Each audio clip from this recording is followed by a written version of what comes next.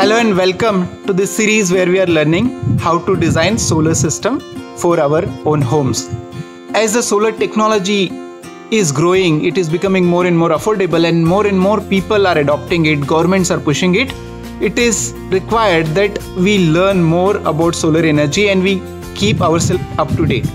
So this channel, the Solar News and Knowledge, is particularly designed for this purpose so that you are up to date with whatever is happening around the world on the solar energy. But not only you are up to date, but you are also learning something so that you can use this knowledge to do something with the solar energy. So if you are not subscribed to this channel yet, please do that.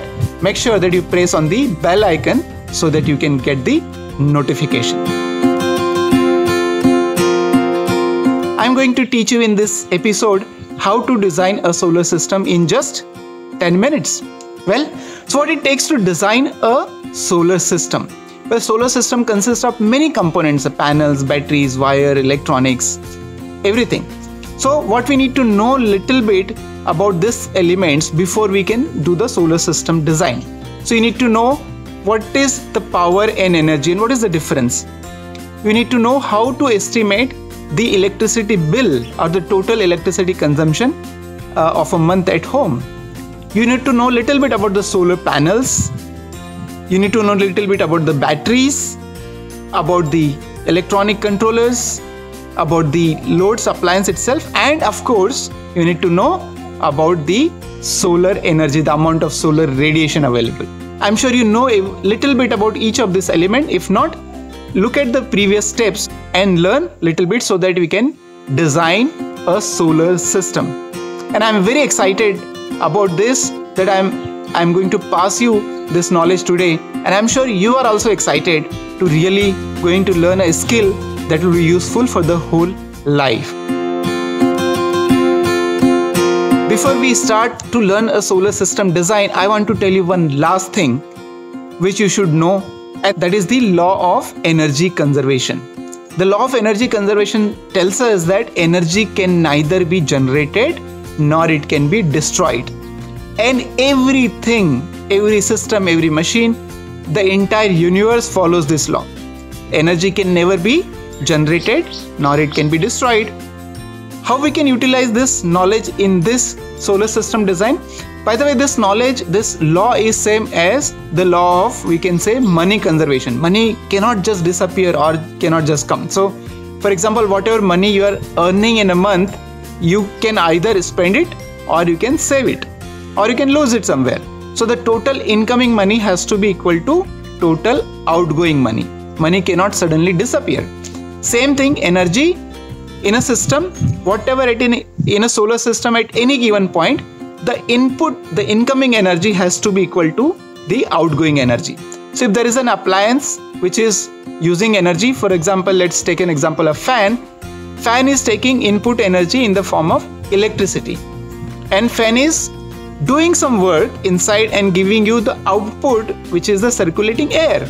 Now circulating air is also an energy, but converting this electricity input into circulating air, fan also requires its own energy, which is actually gets lost somewhere in the form of heat.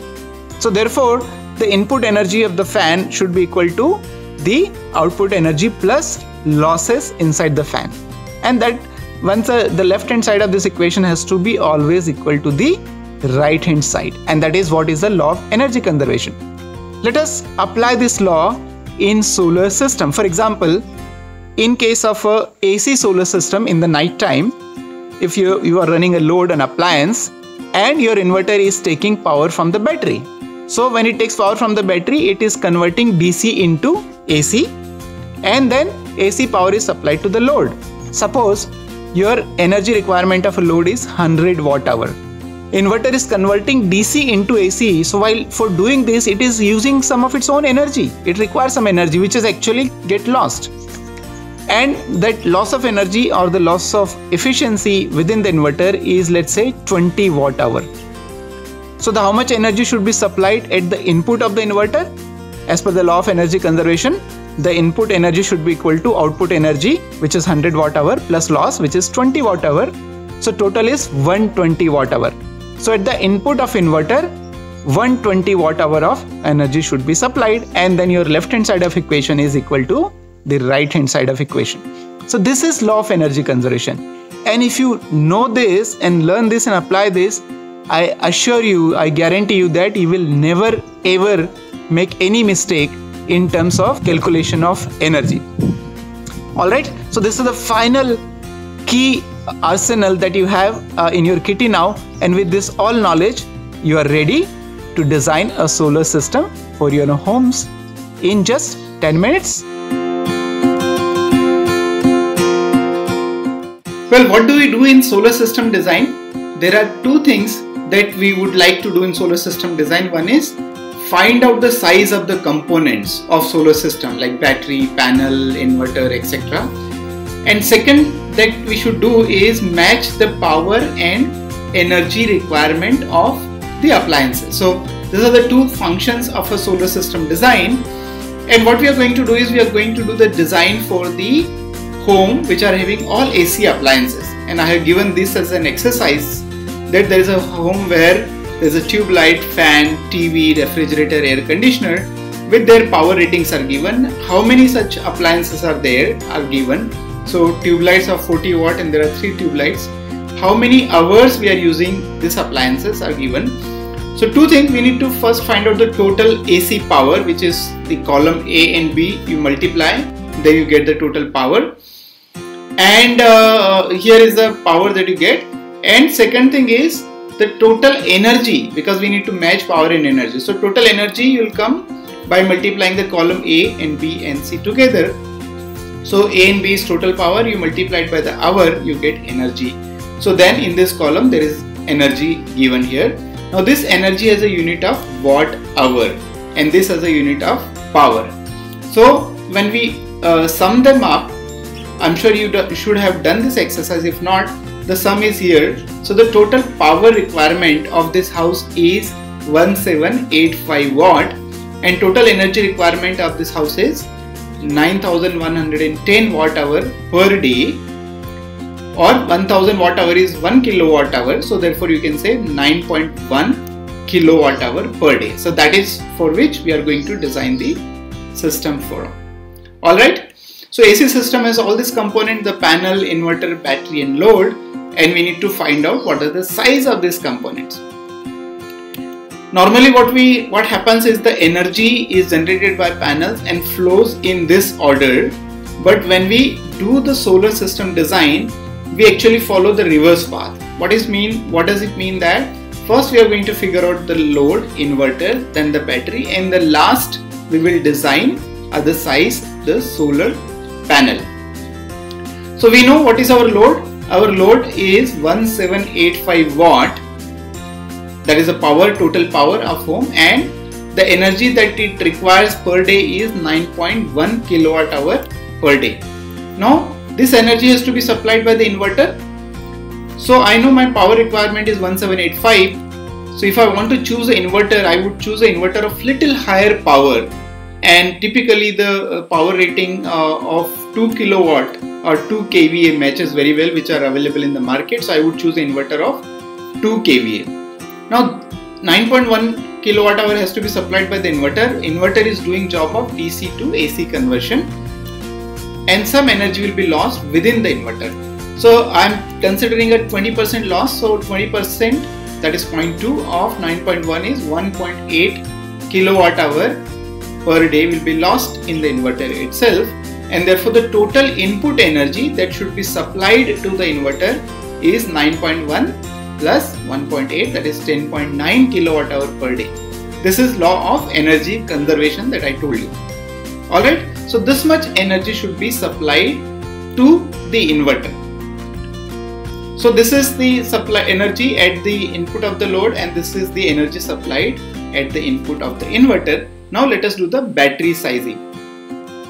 Now one of the thing about the battery is that all the energy stored in the battery is not available to us. This is determined by what is called the depth of discharge. We have learned in earlier steps, and there are two technologies that are there. One is the lead acid, which has 50% depth of discharge. Other is lithium ion, which has 90% depth of discharge. So I'm taking an example of a lead acid. So my total energy requirement is 10.9. My depth of discharge is 50%, so that is 0.5. And if I divide 10.9 by 0.5, I get 21.8 kilowatt hour. Now this is the energy storage. This is not per day supply. Per day I need to take out from batteries only 10.9, but I need to store 21.8 kilowatt hour so that I can take out 50% energy out. Now we can do some more discussion on this. So 10.9 kilowatt hour per day is my energy requirement. 21.8 kilowatt hour is storage that battery should do. Remember, the batteries are available in the market with the two ratings. One is voltage rating and ampere hour rating. When we multiply the voltage and ampere hour, what we get? The voltage and current is power. So power into hour is energy. So we get energy unit. So suppose there is a battery available in the market which is 12 volt and 200 ampere hour. You multiply by this 2, you will get 2400 watt hour or 2.4 kilowatt hour. And suppose this is a lead acid battery. So we need to figure out how many batteries are required for this particular home.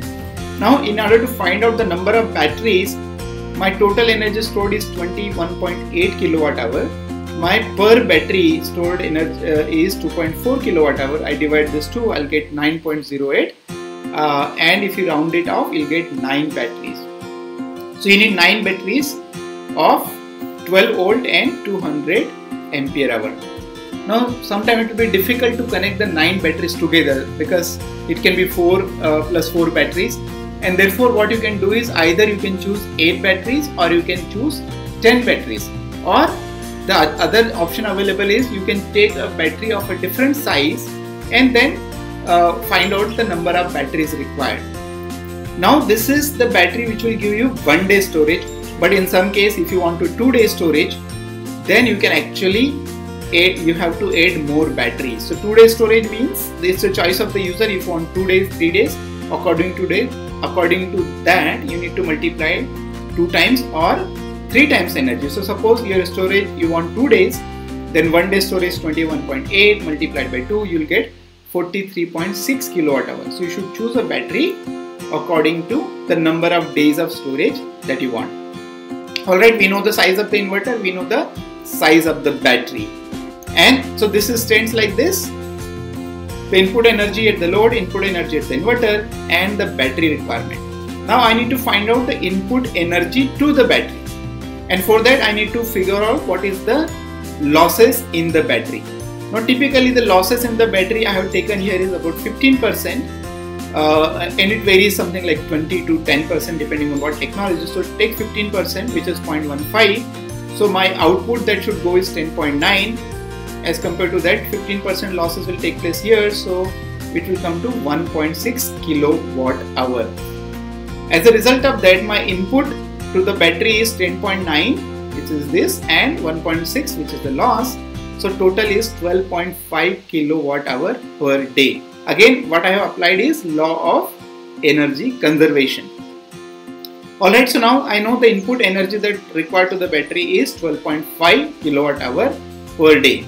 My next is this energy is coming through the inverter, and inverter has certain electronics that takes care of the battery charging and discharging controls, and that takes care of the maximum power extraction from the panel. But this particular portion is very efficient. So I am considering here a 4% losses. So if I take 4% losses, I will get add 4% losses to 12.5 kilowatt hour per day, you will get 13 kilowatt hour per day. So that much is the energy now should be supplied by your panel. So panel should supply 13 kilowatt hour. Let's see more details. Now, like every other component, your panel will also have some losses. Typically the losses in the panel are higher because of the temperature, because of the mismatch, because of the dust, and it would be good to consider about 25% losses. So how much is the energy that will be getting lost? One is, so 13 kilowatt hour, 25% I have taken 0.25. So then you get 3.25 kilowatt hour per day will be lost in the panel itself. So how much energy should be generated by panel? So 13 that is required, and it should also compensate for the loss, 3.25. So total it will become 16.25 kilowatt hour per day. That is the panel that it should generate energy. Now remember, in case of solar radiation, the unit is kilowatt hour per meter square per day. So much energy falling in a given area per meter square per day. Let's take an example, a location which is having radiation of 5.5 kilowatt hour per meter square per day. Now we need to find out how, and now this radiation varies from morning to afternoon to evening, but our panels are rated for 1000 watt per meter square. This is standard test condition. So we need to figure out how many hours of this peak radiation will be there. So therefore it is very simple. I will divide this number 5.5 kilowatt hour per meter square per day by 1000 watt per meter square. So if I divide this two number, what you will get is simple to remember. Just get this number, 5.5 hours per day. So that much is my total solar radiation equivalent to the test conditions. Now I know how much hours of solar radiation per day equivalent to the test condition. Then it is very easy to find out what is the power rating of your solar panel. So 16.25 kilowatt hour per day is what is required. 5.5 hour per day is my solar radiation hours equivalent to test condition. If I divide these two number, I get the hour per day and hour per day get cancelled. What is remaining is kilowatt. So the total power requirement of panel is 2.95 kilowatt. Now when you go to the market, suppose you get a panel of 250 watt you are going to use, and this 250 watt is the peak or the maximum power rating that normally is available in the market. So 2.95 kilowatt and divide by 250 watt, you get approximately 12 panels. So that's it. We have done the system design. We know the now various component size in the solar home system. Load energy requirement, let us take the summary. The load energy requirement is 9.1 kilowatt hour per day. The inverter rating should be 2 kVA. The battery storage should be for one day is 21.8 kilowatt hour with 9 batteries of 12 volt and 200 ampere hour. Solar panel is 2.95 kilowatt and we need 12 panels of 250 watt each. So that's it. We have done the design in about 10 to 11 minutes of time. I hope you really learned how to design a solar system for your own homes, and this knowledge would be useful for a long time, and you're not going to forget this. There's one last thing that is remaining in this series, that is how much the solar system costs. What is it? How much it's costing? Where I can procure? Where I can install? Are there any subsidies? Or things like that. The very little knowledge that I will be giving you in the next episode. So till then, stay tuned. Do the homework that I am giving you here. Today's activity that I want to give you is finding out or designing the solar system for the DC appliance. So similar to the AC appliances, I have taken exactly the same appliances, but now these are the DC appliances. These are the DC power rating, and you can actually do the calculation and find out the total power rating and the total energy rating. And the design of solar system for the DC appliance will be similar to the solar system for the AC appliances. Today's activity for you is to design a solar system which consists of DC appliances, and per day energy requirement is 5.1 kilowatt hour. If you like this episode, click the like button and subscribe to the channel if you have not done so. Also share this with your friends and family members so that everyone can learn about solar systems and it becomes part of our life.